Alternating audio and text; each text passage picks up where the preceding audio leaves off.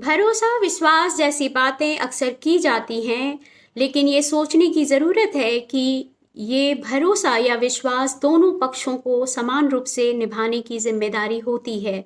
अगर इसमें से कोई भी पक्ष अपने कर्तव्य में किसी भी तरह की शंका पैदा करता है, तो फिर वो रिश्तों को प्रभावित करता है।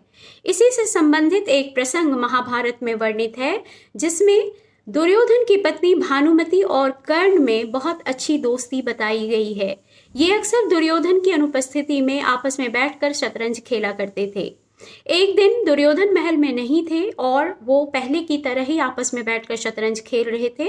अचानक दुर्योधन के आने की आहट सुनकर भानुमति उठने का प्रयास करती है, लेकिन कर्ण को ऐसा लगता है कि वो हार की डर से भागने का प्रयास कर रही है, तो वो उनका हाथ पकड़ने की कोशिश करते हैं, लेकिन गलती से उनका हाथ उनके मोतियों की माला पे पड़ती है और मोतियां टूटकर सारी जमीन पर बिखर जाती हैं।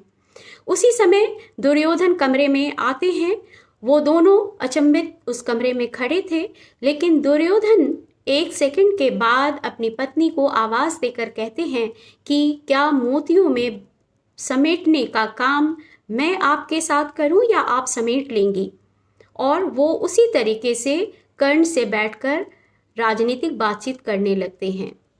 ये भरोसे को निभाने का एक बेहतरीन उदाहरण है, क्योंकि ये दिखाता है कि दुर्योधन को अपनी पत्नी और अपने दोस्त पर उतना ही विश्वास था जितना कर्ण को अपने दोस्त पर और भानुमति को अपने पति पर।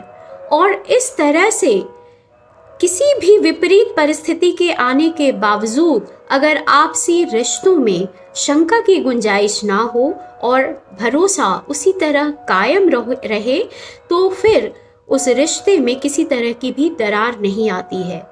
इसीलिए ये बहुत ज़रूरी है कि हम आपसी रिश्तों में ऐसी कोई हरकत या गुंजाइश ना रखें जहां अगर किसी ने आंख बंद कर आप पर भरोसा किया है तो उसे टूटने की नौबत पड़े।